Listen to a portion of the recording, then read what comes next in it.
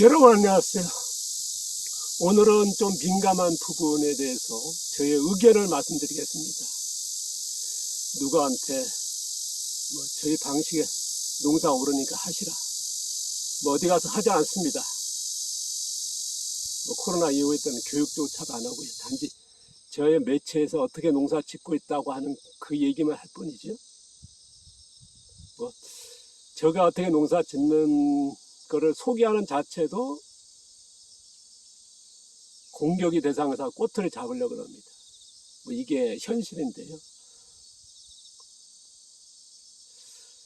자, 오늘 얘기가 아마 더 민감하지 않을까 싶습니다. 고비용 사료 가축사육입니다. 모든 농업이 그렇습니다만 지금 어떻습니까? 농산물 가격이 낮음으로써 또 생산 비용은 높고요. 그게 제일 딜레마일 겁니다.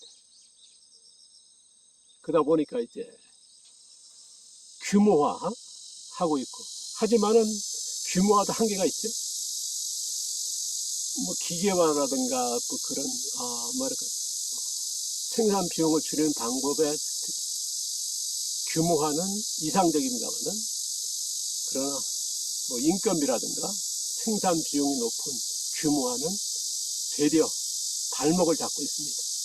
그러다 보니까 이제 한때 규모화해야 된다, 그리고 기계화해야 된다. 하지만 기계화도 우리가 한계가 다다랐고 규모화도 한계가 다다른 게 우리나라의 실정입니다. 우리나라의 환경이죠. 그러다 보니까 최근에 보면 이제 농작물 가격은 제한적이고요. 그러다 보니까 이제 유통 쪽으로 많이들 생각합니다. 이제 그전에는 이제 그런 생각을 못 했었거든요. 생산하고 팔리겠지, 팔아줄 것이다. 또 어쨌든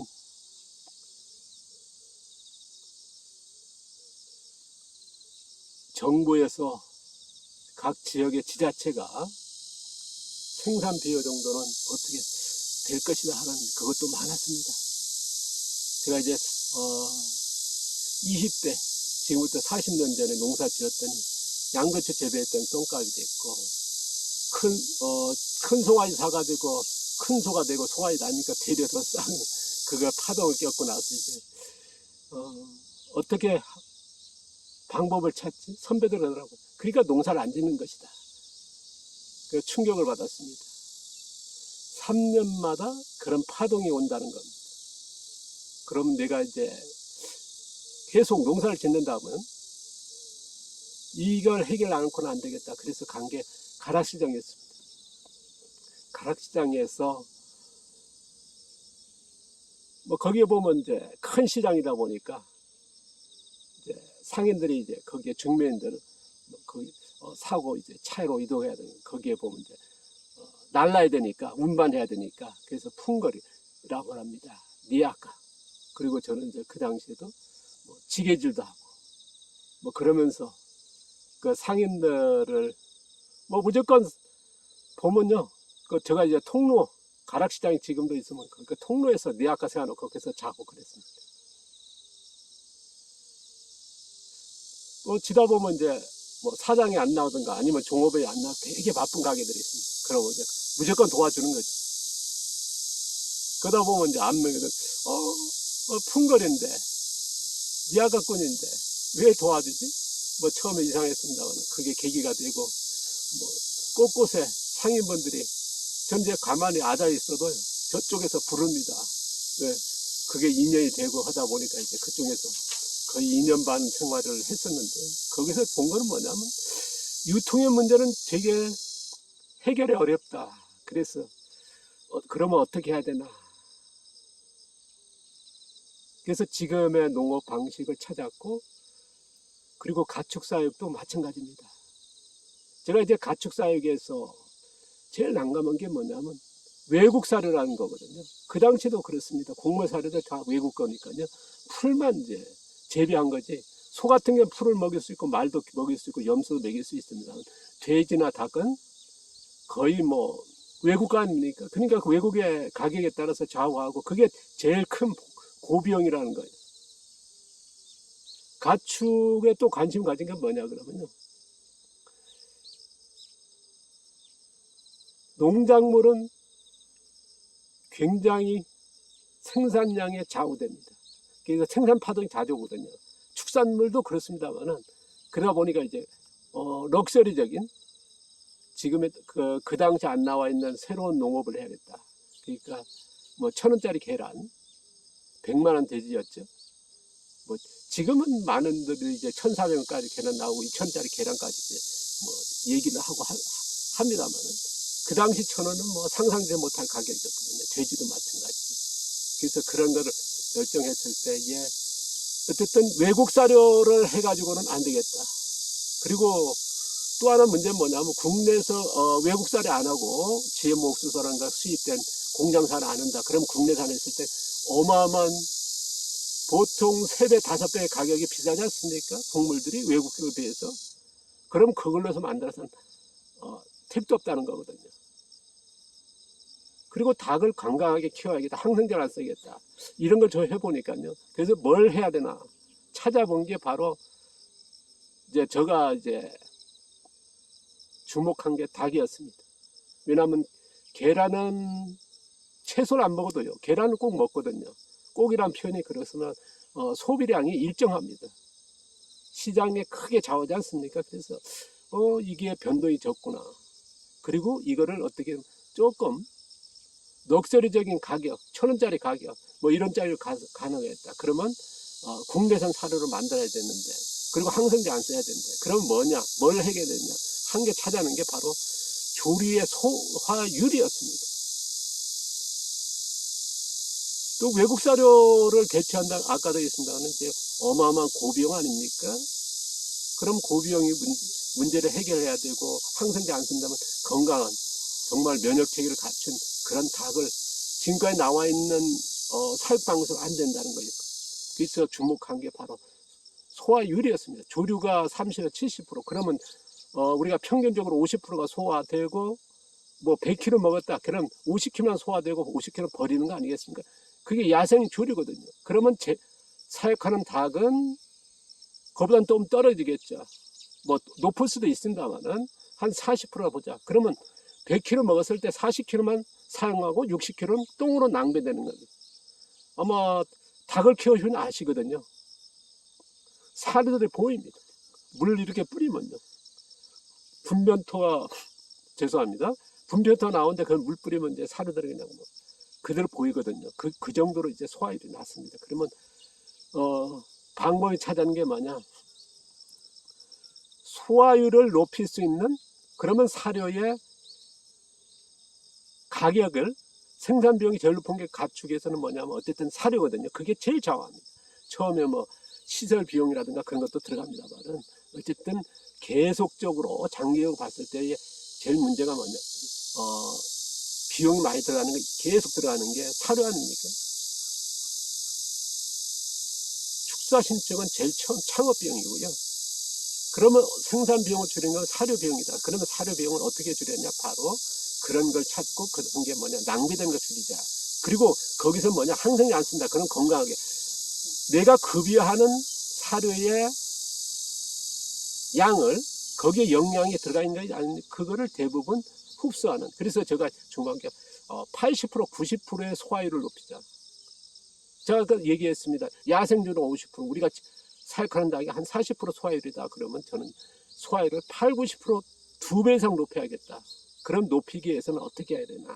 그리고 바로 제가 전편에 얘기한 근위입니다. 땅콩집을 강하게 해서 소화를 시킨 거고요. 그 다음에 장을 길게 하고 굳게 하자. 그러면 흡수율을 뛰어나게 합니다. 그렇다면 그게 하나의 사료를 줄일 수 있는 방법이지 않나 하는 게 제 있습니다. 그러면 거기서 소화율이 높다는 건 뭐겠습니까? 우리가 이제 닭을 키우면요. 제일 사료에서 중심으로 해야 될 영양이 뭐냐면 단백질입니다. 그럼 단백질을 중심으로 해서 단백질이 몇 편에서 사료 가격이 정해질 정도입니다. 병아리 사료, 중병아리에서 큰 사료 그게 보면요. 단백질이 몇 퍼센트에 따라서 사료 가격이 정해질 정도로 단백질은 가축의 사료의 가격을 정하고 가격을 좌우한다는 거. 그리고 닭의 건강이라든가 성장이라든가 계란 산란율에 직접적인 영향을 끼치기 때문에 그렇습니다. 그러다 보니까 이제 단백질이 많은 콩 종류, 대두라 그러죠. 아니면 대두박, 기름 짜고 남은 거, 아니면은 단백질이 더 높은 어분을 사용하게 됩니다. 공장 사료 같은 건 대량으로 하는데 뭐냐면 우리나라에서 보면 이제 외국에서 수입하는 콩을 수입해서 기름 짜지 않습니까? 그럼 대두박이 나오거든요. 그럼 대량으로 나오면 뭐냐? 바로 사료 회사들이 대두박을 해서 대량으로 공급하니까 단백질을 굉장히 가격을 그 경쟁력을 갖추거든요. 그런데 소규모 친환경이랄까 그런 단독으로 하는 공장 사료 안 먹이는 농가에서 저희들이 여기 한 1,000원짜리 계란을 했을 때에 그런 국내산 사료를 만들었을 때 했을 때는 그런 콩을 구하기 힘들죠. 대두박을 구하기 힘들거든요. 그러다 보니까 이제 어분을 쓰게 됩니다. 단백질 높은 게 어분이거든요. 근데 어분이 너무 비쌉니다. 뭐 어떤 분들은 혈분, 골분, 혈분과 골분은 저희들은 절대 쓰지 못하거든요. 절대란 표현이 그렇습니다. 쓰는 분이 계시더라고요. 그 다음부터 저는 이제 이름을 잊어버립니다. 삭제해버리죠.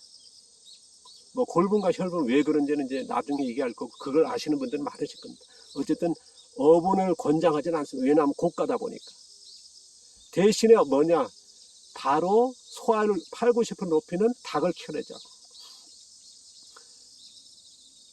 40%의 소화율을 80% 높였으니까 어떻게 단백질 양을 그만큼 줄일 수 있다는 거거든요. 그러면 거기서 가격을 줄이자. 생산비용을 줄이자. 단백질의 고비용 그걸 줄일 수 있다는 거거든요. 그러면 이게 있으면 닭은요. 우리가 공식적으로 이제 같은 갈색의 그 닭, 계란 낳는 불안계통 같은 경우는 몇 종류가 있습니다만은 그 중에서 보면 이제 갈색 닭이라 그러는 산란계를 했을 때 119g 정도 산란 이제 계산 잡습니다. 거기에서 그 정도 양은 119g 안 붙으면 저희 같은 경우는 한 100g에서 95g 뭐 그렇게 나가거든요. 그 정도 무게 더 줄이자. 99g까지 줄이자. 119g에 보통 계산하던데 그 양을 줄이자. 그러면 거기에 단백질은 또 줄이자. 그럼 가격이 또 떨어질 거 아닙니까? 왜냐하면 바로 소화율이 있으니까요. 그러면 그 나머지 양, 단백질 양으로 다 채우려고 그러면요. 국내산 백미라든가 현미라든가 청치라든가 쌀깨라든가 그걸로 해야 되거든요. 그것 또한 가격이 키로당 지금 제가 시작할 때만 해도요. 100원대, 200원 다 샀습니다만 제가 교육하고 나서 그냥 몇 개월 만에 가격이 그냥 2배, 3배까지 찍어버렸습니다. 500원, 600원 막 그렇게 가격이 올라 버렸거든요. 지금 뭐냐면 공장 사료가 뭐 700원대, 800원대까지 가니까 그 정도 올릴 수밖에 없거든요. 그러면 그걸 대체할 수 있는 게 뭐냐? 바로 단백질에 들어가 있는 곡물을 일정만 유지하고요. 나머지는 뭐냐? 포만감 사료라는 게 있습니다. 사료를 단백질 사료는 어쨌든 비싸던가 아까 얘기했지만 청초라든가 쌀깨라든가 뭐 백미라든가 현미라든가 뭐 그런 종류 있지 않습니까? 보리 같은 거는 그거는 어느 정도 가격이 정해져 있고 그러면 그것도 양도 줄이자. 왜냐 그러면 아까 소화율을 높였으니까 그러면 대체하는 그 양이 필요한 겁니다. 하루에 내가 95kg 닭 한 매당 95g 먹인다. 그럼 단백질 양은 그걸 줄이는 대신에 나머지 그럼 대체할 수 있는 포만감 사료 영양이 적더라도 그런 사료를 먹이는 방법을 키우자. 근데요. 소화율 80% 90% 높이다 보니까 그때에 뭘 키우냐? 병아리 키운다. 뭐든지 먹이를 왕성하게 먹어 치우는 닭으로 키우는 겁니다. 우리가 이제 곡물 사료의 그런 먹이 같은 경우는 어떻습니까? 탐닉을 안 하도록요. 그걸 키우고요. 풀 같은 거를 대체할 수 있는 게 뭐냐면 풀에도 단백질 되게 많거든요. 우리나라 같은 게 1년 내내 뭐 육지부 같은 거 제한적으로 겨울이 옵니다만 지금은요 먹일 수 있습니다. 남부지방 같은 1년 내내 먹일 수 있고요. 그거는 어떤 방법 또 북부지방도 내가 어떤 시설과 어떤 방법을 한다 그러면 풀을 언제든 1년 내내 먹일 수 있는 게 현재의 상황입니다. 그럼 곡물에 비해서 풀 같은 경우는 굉장히 단백질에서 먹는다면 기호성도 떨어진다면은 대체할 수 있는 거거든요. 그리고 영양도 다양하고요. 풀이 가져 있는 그런 풀을 탐닉하는 닭으로 키우고, 그 다음에 사료 같은 경우는 탐닉을 덜하는 닭으로 처음부터 키우는 겁니다. 습성이라는 습관이라고 하는 거거든요. 뭐가 보이면 그냥 팍 먹는 어떤 사료, 풀은 보이면 먹어야 된다고 하는 그거를 어릴 때부터 키우면서 그 다음에 곡물사료 같은 거 대체하는, 그럼 대체할 수 있는 곡물사료 흙입니다. 그 다음에 왕겨 뭐 이런 것들이 있지 않습니까? 톱밥도 가능합니다. 뭐 그냥 생톱밥도 아니고요. 뭐 왕겨 먹이라니까 왕겨면 뭐 닭에게 무슨 뭐라고 얘기하신 분이 있는데요.